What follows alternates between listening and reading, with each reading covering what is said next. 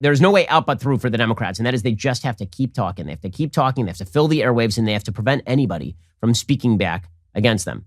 Okay, this is true in the area of fiscal responsibility. Is also true in the area of science. It is just a continuing incredible thing to me how the scientific establishment has been completely perverted by a desire for social justice nonsense.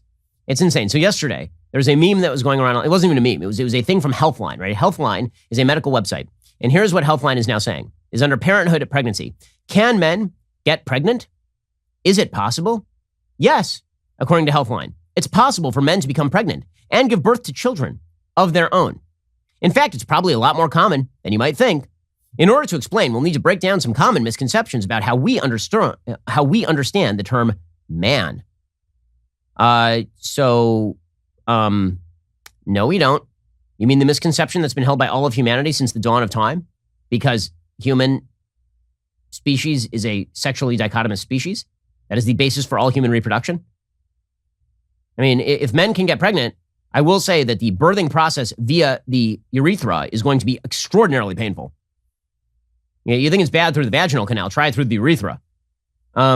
No, men cannot get pregnant, but our scientific experts are now telling us so. The only way that you can promote garbage is, again, to hold an informational monopoly. That is the only way that you can do it.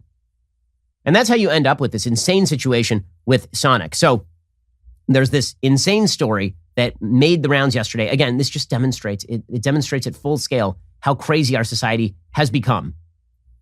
There is a recent viral video of a trans woman in a heated conversation with a Sonic employee, and it sparked a debate about gender identity and transphobia. Here is the video. And then Sonic said they would investigate because everyone is a damned coward. Here is the video. Okay, but your entire staff has been calling me sir the entire time. Okay. What about me looks like a sir right now? If they call you a sir, I don't know what they did then. Because they saw the name on my credit card and they were not being nice people. Well, I mean, that's all your name on the credit card. What do you want them to tell you?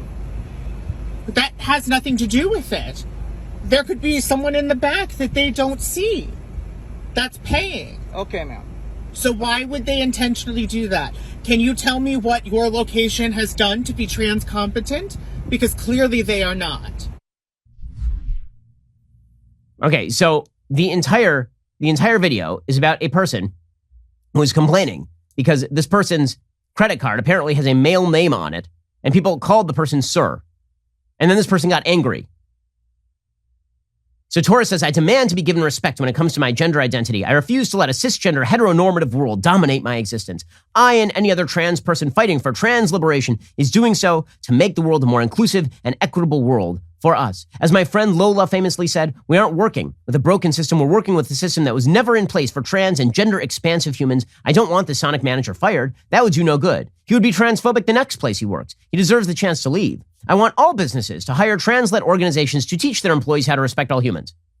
So Sonic immediately looked into this and started thinking about whether they ought to fire this person for the great crime of pointing out that perhaps the employees were terming this person sir because the person's credit card had a male name on it. It's unbelievable.